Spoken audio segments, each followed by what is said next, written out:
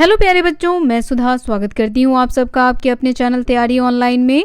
बच्चों, आज के इस वीडियो में हम क्लास 10th के सिविक्स का चैप्टर संघवाद का बहुवैकल्पिक प्रश्न देखेंगे। ये वीडियो आपके आने वाले एग्जाम के पॉइंट ऑफ व्यू से बनाए जाते हैं, तो आप कोशिश करें कि वीडियो को अंत तक देखें। बच्चों, यदि आपका कोई प्रश्न और सुझाव है तो उसे आप कमेंट में अवश्य लिखें। तो बच्चों, आज का ये वीडियो हम स्टार्ट करने वाले हैं क्वेश्चन नंबर 101 से। पिछले वीडियो में हमने 100 तक के क्वेश्चंस को कंप्लीट कर लिया है, तो चलिए देर न करते हुए प्रश्नों को देखते हैं। प्रश्न हमारा है, जिला परिषद क्या है? पहला ऑप्शन है, यह सड़क के स्तर पर काम करती है। दूसरा, यह राज्य स्तर पर काम करती है। तीसरा, यह जिला स्तर पर काम करती है। और चौथा, यह राष्ट्र स्तर पर काम करती है। तो क्या होगा इसका correct answer? Option number C इसका करेक्ट आंसर है बच्चों, यह जिला स्तर पर काम करती है। नेक्स्ट क्वेश्चन है, कितनी भाषाओं को अनुसूचित भाषा घोषित किया गया है? पहला है 22, दूसरा 11, तीसरा 33 और चौथा है 26। तो बच्चों, भारतीय संविधान की 8वीं अनुसूची के अनुसार ये आप याद रखेंगे कि कितनी अनुसूची मतलब कौन सी अनुसूची के अनुसार, तो 8वीं अनुसूची के अनुसार कितनी भाषाओं को? तो 22 भाषाओं को। आंसर हो जाएगा ऑप्शन नंबर डी, 22 भाषाओं को सूचीबद्ध किया गया है। नेक्स्ट क्वेश्चन, संवैधानिक प्रावधानों और प्रक्रियाओं के कार्यान्वयन की निगरानी में डैश महत्वपूर्ण भूमिका निभाता है? पहला है न्यायपालिका, दूसरा कार्यपालिका, तीसरा विधायिका और चौथा है उपयुक्त सभी। तो यहाँ पे बात किसकी हो रही है? यहाँ पे बात हो रही है संवैधानिक प्रावधानों और प्रक्रियाओं के कार्यान्वयन की। तो क्या होगा इसका करेक्ट आंसर बच्चों? ऑप्शन नंबर ए, न्यायपालिका। न्यायपालिका क्या है बच्चों? न्यायपालिका जो है वह अदालत की एक प्रणाली है। किसकी प्रणाली है? अदालत की, जो कानून की व्याख्या कर उन्हें लागू करती है, जिन्हें हम उच्च न्यायालय, सर्वोच्च न्यायालय के रूप में जानते हैं। नेक्स्ट क्वेश्चन है, पंचायत समिति एक मध्यवर्गीय निकाय है, डैश स्तर पर मौजूद है। पहला है ब्लॉक, दूसरा राज्य, तीसरा राष्ट्र और चौथा है सभी। तो बात हो रही है पंचायत समिति की, तो यह एक पंचायत का होगा, तो यह राज्य स्तर पर तो होगा नहीं, राष्ट्र स्तर पर भी नहीं होगा। तो आंसर हो जाएगा ऑप्शन नंबर ए, ब्लॉक स्तर पर ये होता है। पंचायत समिति को बच्चों भिन्न भिन्न राज्यों में अलग अलग नामों से जाना जाता है। जैसे कहीं इसे पंचायत समिति कहते हैं, तो कहीं इसे क्षेत्र समिति कहते हैं, क्षेत्र समिति, और कहीं इसे कहते हैं जनपद पंचायत। क्या कहते हैं? जनपद पंचायत। और कहीं पर यह कहलाता है पंचायत संघ। ठीक है, तो हर जगह इसे हर एक नामों से जाना जाता है। नेक्स्ट क्वेश्चन है, निम्नलिखित में से कौन भारत की अनुसूचित भाषा नहीं है? पहला है बोडो, दूसरा बंगाली, तीसरा भोजपुरी और चौथा नेपाली। करेक्ट आंसर होगा बच्चों ऑप्शन नंबर सी, भोजपुरी। यहाँ पे अनुसूचित भाषा नहीं है, तो भोजपुरी जो है वह अनुसूचित भाषा नहीं है। बाकी 22 जो भाषाएं हैं वह सभी अनुसूचित हैं और 8वीं अनुसूची के अंतर्गत आते हैं। नेक्स्ट क्वेश्चन है, राज्य के पुनर्गठन आयोग SRC की रिपोर्ट को कब लागू किया गया था? पहला ऑप्शन है 1 नवंबर 1956 को, दूसरा 2 अक्टूबर 1957, तीसरा 2 अक्टूबर 1956 और पहला 1 नवंबर 1957। तो क्या होगा इसका करेक्ट आंसर? आंसर हो जाएगा ऑप्शन नंबर ए, राज्य के पुनर्गठन आयोग की रिपोर्ट को कब लागू किया गया? 1 नवंबर 1956 को। नेक्स्ट क्वेश्चन है, उस व्यक्ति की पहचान करें जिसने कहा था भाषाई राज्यों के गठन ने ही भारत को एक भयावह स्थिति से बचा लिया। पहला है पंडित जवाहरलाल नेहरू, दूसरा बिपिन चंद्र पाल, तीसरा डॉक्टर राजेंद्र प्रसाद और चौथा है रामचंद्र गुहा। तो क्या होगा इसका correct answer? Option number D, Ramachandra Guha. Ramachandra Guha ने कहा था यह भाषाई राज्य का गठन है जिसमें भारत को एक भयावह स्थिति से बचा लिया। रामचंद्र गुहा कौन थे, यह भी जानना जरूरी है। तो बच्चों, रामचंद्र गुहा एक प्रसिद्ध लेखक और इतिहासकार थे जिन्होंने भारत में राज्यों के भाषाई गठन का समर्थन किया था। नेक्स्ट क्वेश्चन है, निम्नलिखित में से कौन सा क्षेत्र अगस्त 1947 में भारतीय संघ का हिस्सा नहीं है? पहला है गोवा, दूसरा असम, तीसरा मध्य प्रदेश और चौथा है पंजाब। तो कौन सा देश हिस्सा नहीं है यह पूछा जा रहा है, किसका? तो भारतीय संघ का।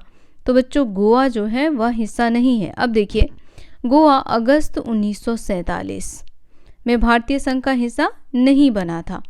गोवा 1962 में, कब? 1962 में भारतीय संघ में शामिल हुआ था। नेक्स्ट क्वेश्चन है, मुद्रा के विषय पर डैश। पहला, केंद्र सरकार के पास राज्य सरकार की तुलना में अधिक शक्तियां हैं। दूसरा, राज्य सरकार के पास केंद्र सरकार की तुलना में अधिक शक्तियां हैं। तीसरा, केंद्र और राज्य सरकारों दोनों के पास समान शक्तियां हैं। और चौथा, केवल केंद्र सरकार के पास शक्तियां हैं। तो क्या होना चाहिए इसका करेक्ट आंसर बच्चों? किसके पास अधिक शक्तियां हैं? तो आंसर हो जाएगा ऑप्शन नंबर डी, केंद्र सरकार के पास अधिक शक्तियां हैं। केवल केंद्र सरकार के पास शक्तियां हैं। ठीक है, किसके विषय में? तो मुद्रा के विषय में। नेक्स्ट क्वेश्चन है, दो या दो से अधिक राजनीतिक दलों के गठबंधन से बनी सरकार डैश कहलाती है। पहला, निरंकुश सरकार। दूसरा, अधिनायकवादी सरकार। तीसरा, गठबंधन। और चौथा है कुलीन तंत्र। तो क्या होना चाहिए बच्चों इसका करेक्ट आंसर? यहाँ क्वेश्चन में कह रहा है कि दो या दो से अधिक राजनीतिक दलों से मिलकर के बनता है वो सरकार, तो ऐसे सरकार को हम कहते हैं गठबंधन का सरकार। आंसर हो जाएगा option number C. Next question है, गठबंधन सरकार के संबंध में निम्नलिखित में से कौन सा कथन सत्य है? पहला है, गठबंधन और चुनाव लड़ने के लिए केवल 2 दल होते हैं। दूसरा, कई दल सत्ता के प्रति प्रतिस्पर्धा करते हैं, यानी कंपटीशन करते हैं। तीसरा, सरकार 2 या 2 से अधिक दलों के एक साथ आने से बनती है। और चौथा है, कई दल गठबंधन बनाते हैं और सत्ता के लिए प्रतिस्पर्धा करते हैं। तो क्या होना चाहिए इसका करेक्ट आंसर बच्चों? आंसर हो जाएगा ऑप्शन नंबर सी, सरकार 2 या 2 से अधिक दलों के साथ अपनी सरकार जो है वो बनाती है, इसे ही कहते हैं गठबंधन सरकार। तो सत्य कथन पूछा गया था, सत्य कथन यही है। नेक्स्ट क्वेश्चन है, एकात्मक सरकार के संबंध में निम्नलिखित में से कौन सा कथन गलत है? पहला है, या तो सरकार का केवल एक स्तर होता है या उप इकाइयां केंद्र सरकार के अधीनस्थ होती है। दूसरा, केंद्र सरकार प्रांतीय सरकार को आदेश दे सकती है। तीसरा, राज्य सरकारों की शक्तियों की गारंटी संविधान द्वारा दी गई है। अब यहाँ पे उपयुक्त में से कोई कथन सही नहीं है। पहला ऑप्शन है केवल 1, दूसरा 2 और 3, तीसरा 3 और चौथा इनमें से कोई नहीं। तो बताना है कि कौन सा कथन जो कहा गया है वह सत्य है। तो बच्चों इसमें से सही कथन हो जाएगा ऑप्शन नंबर सी। सी में जो कहा गया है कि राज्य सरकारों की शक्तियों की गारंटी संविधान द्वारा दी गई है, तो यह बिल्कुल करेक्ट है। नेक्स्ट क्वेश्चन है, संघीय सरकार के संबंध में निम्नलिखित में से कौन सा कथन गलत है? अब 4 कथनों में से बताना है कि कौन सा गलत है। किसके? तो संघीय सरकार के संबंध में। पहला है, संघवाद सरकार की एक प्रणाली है जिसमें सत्ता केंद्रीय प्राधिकरण और देश की विभिन्न घटक इकाइयों के बीच विभाजित होती है। दूसरा, संघवाद सरकार में सरकार का केवल एक स्तर है। तीसरा, पूरे देश के लिए एक सरकार है जो आमतौर पर आम राष्ट्रीय हित के लिए कुछ विषयों के लिए जिम्मेदार है। और चौथा है, अन्य प्रांतों या राज्यों के स्तर पर सरकारें हैं जो अपने राज्य के दिन प्रतिदिन के प्रशासन की देखभाल करती हैं। तो क्या होना चाहिए इसका करेक्ट आंसर बच्चों? अब देखिए, संघवाद सरकार की एक प्रणाली है जिसमें शक्ति को एक केंद्रीय प्राधिकरण और देश के विभिन्न घटक इकाइयों के बीच विभाजित किया जाता है। तो बच्चों इसका आंसर हो जाएगा ऑप्शन नंबर बी। इसमें कहा गया कि संघवाद सरकार में सरकार का केवल एक स्तर है, तो यह बिल्कुल ही गलत कहा गया है बच्चों। सरकार के कितने स्तर हैं? 2 स्तर हैं। और वो दोनों स्तर कौन कौन से हैं? कमेंट करके हमें बताएं। नेक्स्ट क्वेश्चन है, निम्नलिखित में से कौन संघवाद सरकार की प्रमुख विशेषता नहीं है? ध्यान रखिएगा, कई बच्चे नहीं पढ़ना भूल जाते हैं। पहला ऑप्शन है, सरकार के विभिन्न स्तरों का अपना अधिकार क्षेत्र होता है। दूसरा, संविधान में बदलाव के लिए दोनों स्तरों की सहमति की आवश्यकता होती है। तीसरा, न्यायालय को विभिन्न स्तरों के संविधान और शक्तियों की व्याख्या करने की शक्ति है। और चौथा है, केवल केंद्रीय स्तर के लिए राजस्व के स्रोत निर्दिष्ट हैं। तो बच्चों इसमें से संघवाद सरकार की प्रमुख विशेषता कौन सी नहीं है? तो देखिए, यहाँ जो कहा गया है ऑप्शन नंबर डी में कि केवल केंद्रीय स्तर के लिए राजस्व के स्रोत निर्दिष्ट हैं, तो यह जो कथन कहा गया यह संघवाद सरकार की विशेषता नहीं है। अब इसकी व्याख्या करें तो काफी लंबी चौड़ी होगी बच्चों, इसलिए नेक्स्ट क्वेश्चन देखते हैं। हमारे पास इतना वक्त नहीं है अब कि हम एक एक क्वेश्चन की व्याख्या को समझ पाएंगे। तो आप भी कोशिश करें कि जल्दी से जल्दी जितने भी क्वेश्चंस आप कंप्लीट कर लें, वो ज़्यादा बेहतर होगा आपके लिए। यदि आपका कोई प्रश्न या सुझाव है तो आप अपने प्रश्न और सुझाव हमें कमेंट में अवश्य बताएं। नेक्स्ट क्वेश्चन है, संघीय व्यवस्था में राजस्व के स्रोतों के संबंध में क्या सत्य है? पहला ऑप्शन है राज्यों के पास कोई वित्तीय शक्ति या राजस्व का स्वतंत्र स्रोत नहीं है। दूसरा, राज्य केंद्र सरकार पर राजस्व या धन के लिए निर्भर है। तीसरा, सरकार के प्रत्येक स्तर के लिए राजस्व के स्रोत इसकी वित्तीय स्वायत्तता सुनिश्चित करने के लिए स्पष्ट रूप में निर्दिष्ट है। चौथा है, राज्यों को कोई वित्तीय स्वायत्तता नहीं है। तो बताना है आपको कि कौन सा कथन सत्य है। तो देखिए, यहाँ जो ऑप्शन नंबर सी में कथन कहा गया है कि सरकार के प्रत्येक स्तर के लिए राजस्व के स्रोत इसकी वित्तीय स्वायत्तता सुनिश्चित करने के लिए स्पष्ट रूप से निर्दिष्ट है, तो ये कथन बिल्कुल करेक्ट है। नेक्स्ट क्वेश्चन है, निम्नलिखित में से कौन संघवाद सरकार की एक महत्वपूर्ण विशेषता नहीं है बताना है। पहला ऑप्शन है, सरकार के प्रत्येक स्तर का अपना अधिकार क्षेत्र होता है। दूसरा, संविधान के मौलिक प्रावधानों को सरकार के किसी एक स्तर द्वारा एक तरफा नहीं बदला जा सकता।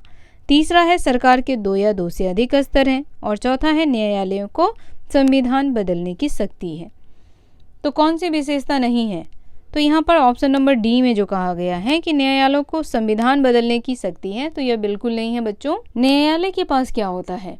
न्यायालय के पास संविधान और सरकार के विभिन्न स्तरों की शक्तियों की व्याख्या करने की शक्ति है बच्चों, उसे बदलने की शक्ति नहीं है। नेक्स्ट क्वेश्चन है, किस प्रकार के मार्ग हैं जिनके माध्यम से संघों का गठन किया गया है?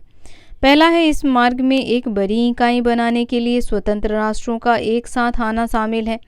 दूसरा है, इस मार्ग में एक बड़ा देश राज्यों और राष्ट्रीय सरकार के बीच अपनी शक्तियों को विभाजित करने का फैसला करता है। तीसरा, दोनों है। और चौथा, इनमें से कोई नहीं है। तो क्या होगा इसका करेक्ट आंसर? इसका करेक्ट आंसर होगा दोनों, ऑप्शन नंबर सी। अब पूछ रहा है कि किस प्रकार के मार्ग से संघों का गठन किया जाता है। तो पहला जो है वह पढ़िए ध्यान से। इसमें कहा गया है कि इस मार्ग में एक बड़ी इकाई बनाने के लिए स्वतंत्र राष्ट्रों का एक साथ आना शामिल है। और दूसरा कहा गया है कि इस मार्ग में एक बड़ा देश राज्यों और राष्ट्रीय सरकार के बीच अपनी शक्तियों को विभाजित करने का फैसला करता है। नेक्स्ट क्वेश्चन है, भारत के संबंध में होल्डिंग टुगेदर फेडरेशन में एक बड़ा देश अपनी शक्ति को घटक राज्यों और राष्ट्रीय सरकार के बीच विभाजित करता है। दूसरा है, केंद्र सरकार राज्यों की तुलना में अधिक शक्तियां होती हैं। और तीसरा है, संविधान राज्यों के पास असमान शक्तियां हैं। तो इनमें से कौन सा कथन सही है यह बताना है। पहला है 1, 2 और 3, दूसरा 1 और 2, तो तीसरा है 2 और 3 और चौथा है 1 और 3। तो क्या होगा इसका करेक्ट आंसर बच्चों? कमेंट करके फटाफट इसका करेक्ट आंसर बताएं कि क्या होना चाहिए। तो देखिए, होल्डिंग टुगेदर फेडरेशन के बारे में पूछा जा रहा है कि भारत के संबंध में होल्डिंग टुगेदर फेडरेशन में क्या है। अब देखिए, संघों के गठन के एक दूसरे मार्ग में एक बड़ा देश अपनी शक्ति के घटक राज्यों और राष्ट्रीय सरकार के बीच विभाजित करने का निर्णय लेता है। भारत, स्पेन, बेल्जियम इस तरह के एक साथ रहने वाले संघों के उदाहरण हैं। तो इसका करेक्ट आंसर होगा बच्चों option number A. Holding together में एक बड़ा देश अपनी शक्ति को घटक राज्यों और राष्ट्रीय राज्यों के बीच विभाजित करता है। और दूसरा, केंद्र सरकार राज्यों की तुलना में अधिक शक्तिशाली होता है। तीसरा, संविधान राज्यों के पास असमान शक्तियां हैं। तो ये तीनों करेक्ट है। नेक्स्ट क्वेश्चन आपका है, संघवाद के दोहरे उद्देश्य क्या हैं? पहला ऑप्शन है देश की एकता की रक्षा करना और उसे बढ़ावा देना। दूसरा कहा जा रहा है कि क्षेत्रवाद के उदय के लिए जिम्मेदारी लेना। तीसरा कहा जा रहा है क्षेत्रीय शक्ति का विभाजन करना। और चौथा कहा जा रहा है क्षेत्रीय विविधता को समायोजित करना। तो इसमें 4 ऑप्शन दिए गए हैं। पहला है 1 और 2, दूसरा 1 और 4, तीसरा 2 और 3 और चौथा है 1, 2 और 4। तो क्या होगा इसका करेक्ट आंसर? आंसर हो जाएगा ऑप्शन नंबर बी, 1 और 4। 1 में देखिए कहा जा रहा है कि देश की एकता की रक्षा करना और उसे बढ़ावा देना। तो ये भी संघवाद का दोहरा उद्देश्य है। और जो चौथा में कहा रहा है कि क्षेत्रीय विविधता को समायोजित करना, तो ये भी करेक्ट है बच्चों। नेक्स्ट क्वेश्चन है, निम्नलिखित में से कौन सा देश का समूह एक साथ आने वाले संघ का उदाहरण है? पहला है भारत, यूएसए, बेल्जियम। दूसरा यूएसए, स्विट्जरलैंड, ऑस्ट्रेलिया। तीसरा बेल्जियम, स्पेन और भारत। और चौथा है यूएसए, स्पेन और ऑस्ट्रेलिया। तो बच्चों अभी तुरंत आपको बताया है कि कौन सा देश है, किन देशों का समूह है जो एक साथ आने वाले संघ का उदाहरण है। तो देखिए ऑप्शन नंबर सी को ध्यान से देखिए, भारत, बेल्जियम और स्पेन, ये तीनों देश हैं जो एक साथ आने वाले संघ के उदाहरण हैं। नेक्स्ट क्वेश्चन है, निम्नलिखित में से कौन सा देश संघीय शासन व्यवस्था के गठन के दूसरे तरीके का अच्छा उदाहरण है? पहला है यूएसए, दूसरा स्विट्जरलैंड, तीसरा ऑस्ट्रेलिया और चौथा है भारत। तो क्या होगा इसका बच्चों आंसर? करेक्ट आंसर फटाफट बताएं कि क्या होना चाहिए। अब देखिए, संघीय शासन व्यवस्था के दूसरे मार्ग में एक बड़ा देश अपनी शक्ति को घटक राज्यों और राष्ट्रीय सरकार के बीच विभाजित करने का निर्णय लेता है, जिसमें 3 देश जो हैं वो आते हैं एक साथ रहने वाले संघों के उदाहरण के तौर पे। तो उन देशों में आता है हमारा देश भारत, स्पेन, बेल्जियम। क्वेश्चन को एकदम ध्यान से देखें, क्योंकि जितने भी क्वेश्चंस आपको बताए जा रहे हैं उनमें से 90% क्वेश्चन अवश्य आएंगे। नेक्स्ट क्वेश्चन देखिए, निम्नलिखित में से किस देश में सरकार का संघीय स्वरूप है? पहला है मिस्र, दूसरा श्रीलंका, तीसरा ऑस्ट्रेलिया और चौथा इंग्लैंड। तो क्या होगा इसका correct answer? Option number C, Australia. अब यहाँ देखिए बच्चों, एक साथ आने के संघों में यूएसए, स्विट्जरलैंड, ऑस्ट्रेलिया शामिल हैं। संघों की इस पहली श्रेणी में सभी घटक राज्यों के पास आमतौर पर समान शक्ति होती है। नेक्स्ट क्वेश्चन है, संघवाद का एक तीसरा स्तर डैश और डैश के रूप में जोड़ा गया है। पहला है अवशिष्ट और संघ सूची, दूसरा पंचायतों और नगरपालिका, तीसरा केंद्र सरकार और चौथा इनमें से कोई नहीं। तो क्या होगा इसका करेक्ट आंसर बच्चों? ऑप्शन नंबर बी होगा, पंचायतों और नगरपालिका। ठीक है। नेक्स्ट क्वेश्चन है, भारतीय संविधान किस प्रकार की विधीय शक्तियों के वितरण का प्रावधान करता है? पहला 1 गुना, दूसरा 2 गुना, तीसरा 3 गुना और चौथा 4 गुना। तो देखिए बच्चों, संविधान ने स्पष्ट रूप से केंद्र सरकार और राज्य सरकार के बीच विधायी शक्तियों का 3 गुना वितरण किया है। तो आंसर हो जाएगा ऑप्शन नंबर सी। किसके बीच किया गया है यह तो आप जान गए हैं, किसके बीच किया गया है? तो केंद्र सरकार और राज्य सरकार के बीच। नेक्स्ट क्वेश्चन है, निम्नलिखित में से कौन सा विषय युग्म गलत है? पहला है पुलिस और कृषि, दूसरा बैंकिंग और मुद्रा, तीसरा कंप्यूटर सॉफ्टवेयर और ट्रेड यूनियन, चौथा है विवाह और दत्तक ग्रहण। तो क्या होगा इसका आंसर? पूछ रहा है कि कौन सा युग्म गलत है। तो देखिए यहाँ पर जो ऑप्शन नंबर सी में कहा गया है कंप्यूटर सॉफ्टवेयर और ट्रेड यूनियन, ये क्या है? बिल्कुल ही गलत है। अब देखिए, राज्य सूची में राज्य और स्थानीय महत्व के विषय जैसे कि पुलिस और कृषि, बैंकिंग और मुद्रा, विवाह और दत्तक, यह सभी शामिल है, लेकिन कंप्यूटर सॉफ्टवेयर और ट्रेड यूनियन जो है वह शामिल नहीं है। यह किस में शामिल है? यह शामिल है केंद्र सरकार के अंतर्गत। नेक्स्ट क्वेश्चन है, समवर्ती सूची में किस विषय पर केंद्र और राज्य द्वारा बनाए गए कानूनों के बीच टकराव की स्थिति में डैश होता है? अब आपको बताना है कि मान लीजिए कि कोई एक विषय है जिस पर केंद्र सरकार भी कानून बनाना चाहती है और राज्य सरकार भी बनाना चाहती है, लेकिन उन दोनों के बीच जब टकराव की स्थिति होगी, मतलब बच्चों इसमें किसका माना जाएगा? केंद्र सरकार का माना जाएगा कि राज्य सरकार का? तो यहाँ पे पहला ऑप्शन है राज्य कानून प्रबल होगा या केंद्र कानून प्रबल होगा, या न्यायपालिका प्रबल होगी, या सर्वोच्च न्यायालय को निर्णय लेने के लिए हस्तक्षेप करना होगा।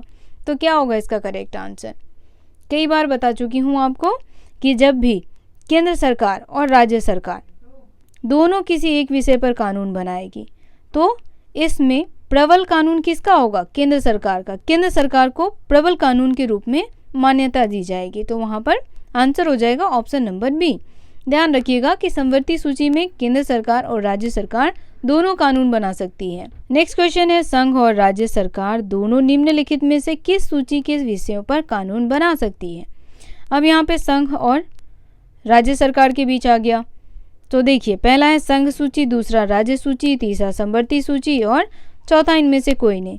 तो देखिए, संघ सूची यह आता है केंद्र सरकार के अंतर्गत, ठीक है बच्चों, और राज्य सरकार तो राज्य सूची हो गया। तो यहाँ पर संघ सूची और राज्य सूची ये दोनों समवर्ती सूची के अंतर्गत कानून बना सकते हैं। तो ये दोनों समवर्ती सूची के विषय पर कानून बना सकते हैं। तो आंसर हो जाएगा आपका option number C. Next question है, निम्नलिखित में से किस विषय पर केंद्र और राज्य सरकारें दोनों कानून बना सकती है? पहला है संचार, दूसरा रक्षा, तीसरा शिक्षा और चौथा है कृषि। तो इसका आंसर हो जाएगा बच्चों ऑप्शन नंबर सी। देखिए, शिक्षा पर केंद्र सरकार और राज्य सरकार दोनों मिलकर के कानून बना सकती है, लेकिन मान्य किसका कानून होगा? केंद्र सरकार का। नेक्स्ट क्वेश्चन है, कंप्यूटर सॉफ्टवेयर जैसे विषय डैश सूची में आते हैं? पहला है संघ, दूसरा राज्य, तीसरा समवर्ती और चौथा अवशिष्ट।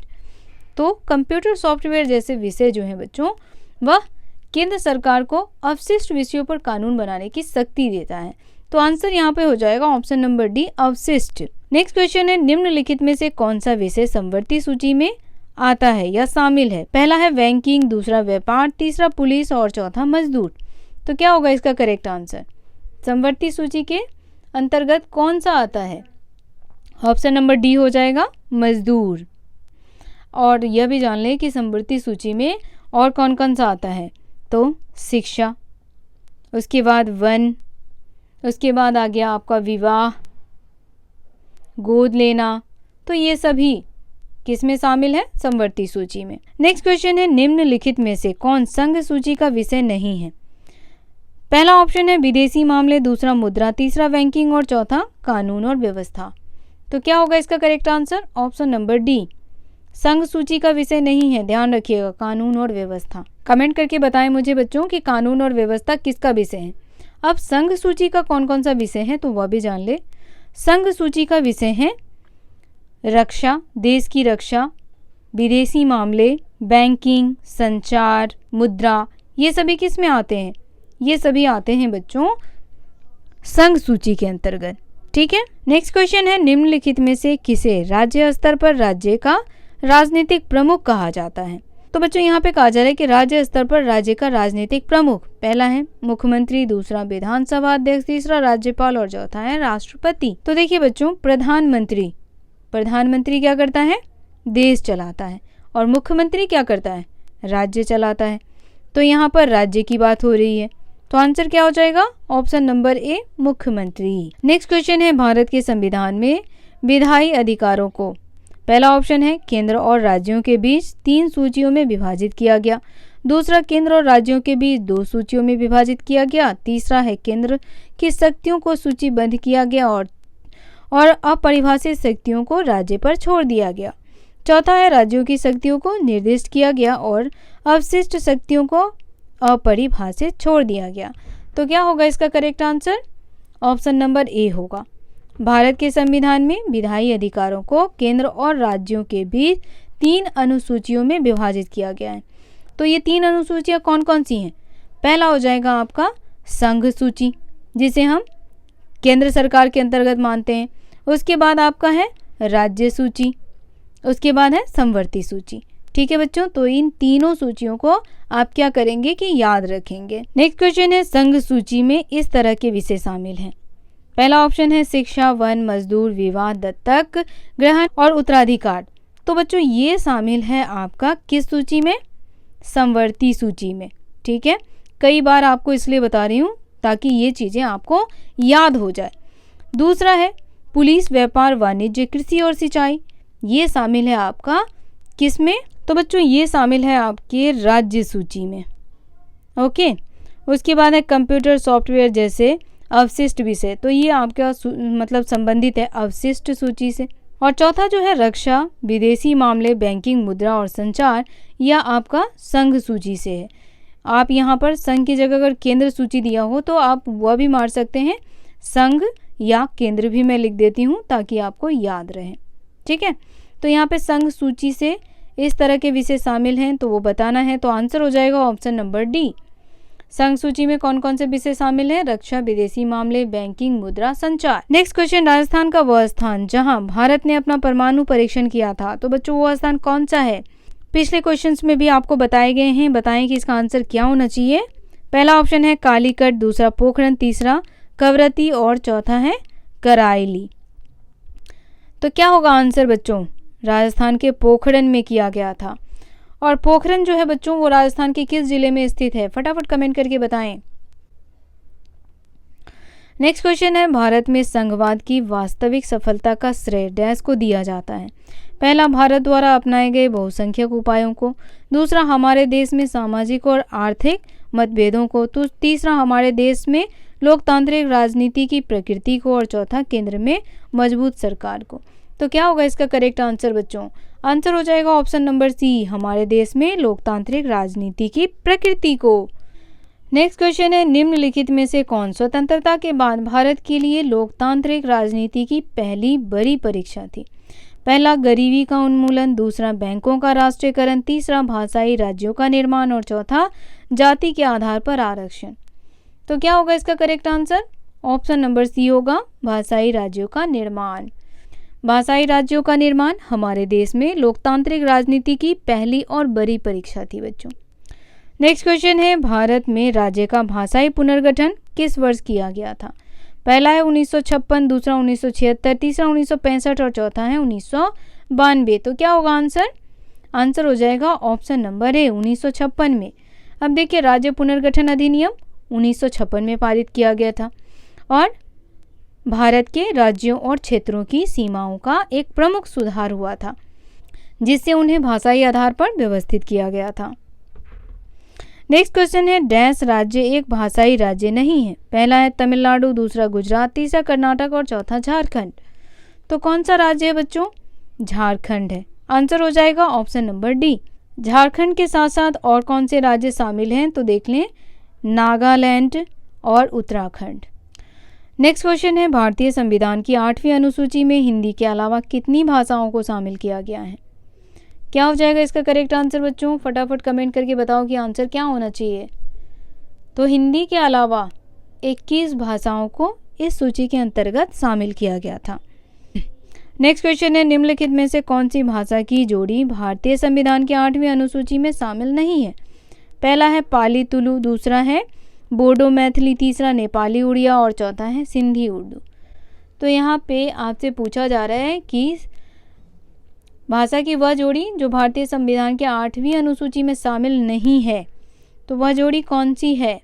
पाली तुलु ये नहीं है बच्चों, बाकी तो सभी हैं। 8वीं अनुसूची में 22 भाषाएं हैं, जिसमें से आ जाता है आपका असमिया, बांग्ला, बोडो, डोगरी, गुजराती, तमिल, कन्नड़, कश्मीरी, कोंकणी, मैथिली, मलयालम, मणिपुरी, मराठी, नेपाली, उड़िया, पंजाबी, संस्कृत, संथाली, सिंधी, तमिल, तेलुगु और उर्दू। ठीक है। नेक्स्ट क्वेश्चन है, राज्य में किए जाने वाले अधिकांश आधिकारिक कार्य निम्नलिखित में से किस भाषा में होते हैं? पहला है हिंदी, दूसरा अंग्रेजी, तीसरा हिंदी और अंग्रेजी दोनों और चौथा है संबंधित राज्य की आधिकारिक भाषा। तो यहाँ पे आंसर हो जाएगा संबंधित राज्य की आधिकारिक भाषा। उस राज्य की जो भी भाषा है उसी भाषा पर आधिकारिक कार्य को किया जाता है। नेक्स्ट क्वेश्चन है, भारत के संविधान द्वारा किस भाषा को राष्ट्रीय भाषा के रूप में मान्यता दी गई? पहला है हिंदी, दूसरा अंग्रेजी, तीसरा तमिल और चौथा है इनमें से कोई नहीं। तो इसका करेक्ट आंसर क्या होगा बच्चों? अब क्वेश्चन ध्यान से पढ़िए कि भारत के संविधान द्वारा किस भाषा को राष्ट्रीय भाषा के रूप में स्वीकार किया गया। तो हम सभी जानते हैं कि हिंदी को राजभाषा के रूप में स्वीकार किया गया है। आंसर हो जाएगा ऑप्शन नंबर डी। हमारे संविधान ने किसी एक भाषा को राष्ट्रभाषा का दर्जा नहीं दिया है और हिंदी की पहचान जो है वो राजभाषा के रूप में होती है। नेक्स्ट क्वेश्चन है, भारत सरकार की भाषा नीति के संबंध में सही कथन का चयन करें। पहला, अंग्रेजी हमारी राष्ट्रीय भाषा है, दूसरा नागरिक किसी भी भाषा को राष्ट्रीय भाषा के रूप में चुनने के लिए स्वतंत्र हैं, तीसरा हिंदी हमारी राष्ट्रीय भाषा है और चौथा है भारत के संविधान ने किसी भी भाषा को राष्ट्रीय भाषा के रूप में घोषित नहीं किया है। तो यहाँ पे सही कथन कौन सा है? सही कथन है हमारा ऑप्शन नंबर डी। आंसर जो दिया गया है डी में जो कहा जा रहा है वो सही कथन है कि भारत के संविधान ने किसी भी भाषा को राष्ट्रीय भाषा के रूप में घोषित नहीं किया है। नेक्स्ट क्वेश्चन है, देश के कई राज्यों में क्षेत्रीय राजनीतिक दलों का उदय किस काल में हुआ था? 1990 के बाद, 2000 के बाद, 1980 के बाद या 1970 के बाद? तो क्या होगा करेक्ट आंसर? 1990 के बाद की जो अवधि थी उसमें देश के कई राज्यों में क्षेत्रीय राजनीतिक दलों का उदय हुआ था और यह केंद्र के गठबंधन सरकार के युग की शुरुआत भी थी। नेक्स्ट क्वेश्चन है, बलवंत राय मेहता के अनुसार सरकार के तीसरे स्तर को क्या कहते हैं? पहला केंद्र सरकार, दूसरा राज्य, तीसरा पंचायती राज और चौथा जिला परिषद। तो क्या कहते हैं बच्चों? पंचायती राज। आंसर ऑप्शन नंबर सी होगा। नेक्स्ट क्वेश्चन है, जब केंद्र और राज्य सरकारों से सत्ता छीन ली जाती है और स्थानीय सरकार को दे दी जाती है तो इसे डैश कहा जाता है? पहला विकेंद्रीकरण, दूसरा आधिकारिकता, तीसरा हस्तांतरण और चौथा सीमांकन। तो क्या कहा जाता है इसे? इसे कहा जाता है विकेंद्रीकरण। सत्ता का विकेंद्रीकरण कहा जाता है। नेक्स्ट क्वेश्चन है, निम्नलिखित में से भारत में स्थानीय सरकार का क्या लाभ है? पहला, यह हमारे देश में लोकतांत्रिक भागीदारी की आदत को विकसित करने में मदद करता है। दूसरा, इसने हमारे देश में स्थानीय स्तर पर लोकतंत्र को उखाड़ फेंका। तीसरा, यह स्थानीय निकायों के नियमित चुनाव कराने में विफल रहा। और चौथा है, उपयुक्त में से कोई नहीं। तो क्या होगा इसका correct answer? Option number A, हमारे देश में लोकतांत्रिक भागीदारी की आदत को विकसित करने में मदद करता है। नेक्स्ट क्वेश्चन है, पहचाने कि विकेंद्रीकरण के पीछे मूल विचार कौन सा है? पहला, स्थानीय समस्या को स्थानीय स्तर पर बेहतर ढंग से सुलझाया जा सकता है। दूसरा, स्थानीय लोगों के पास बेहतर विचार हैं, पैसा कहाँ खर्च किया जाए। और तीसरा है, लोग सीधे निर्णय लेने में भाग ले सकते हैं। तो क्या होगा इसका करेक्ट आंसर? आंसर हो जाएगा बच्चों इसका ऑप्शन नंबर डी, सभी है। नेक्स्ट क्वेश्चन है, पंचायतों और नगर पालिकाओं में महिलाओं के लिए आरक्षित सीटों की संख्या कितनी है? पहला 1/4, दूसरा 1/3, तीसरा आधा और चौथा 1/5। तो देखिए बच्चों, महिलाओं को जो आरक्षित सीटों की संख्या दी है वह 1/3 है। ठीक है, तो आंसर हो जाएगा आपका ऑप्शन नंबर बी, 1/3। आज का ये वीडियो यही समाप्त होता है बच्चों। वीडियो कैसा लगा कमेंट करके बताना बिल्कुल ना भूलें। वीडियो पसंद आ रहा हो तो इसे लाइक करना बिल्कुल ना भूलें और साथ ही हमारे चैनल को भी सब्सक्राइब कर लें। आपका कोई सुझाव या प्रश्न है तो आप अपने सुझाव और प्रश्न को भी हमें कमेंट में अवश्य बताएं। मिलते हैं आपसे अगले अध्याय के नए बहुवैकल्पिक प्रश्नों के साथ। तब तक के लिए आप सभी का धन्यवाद।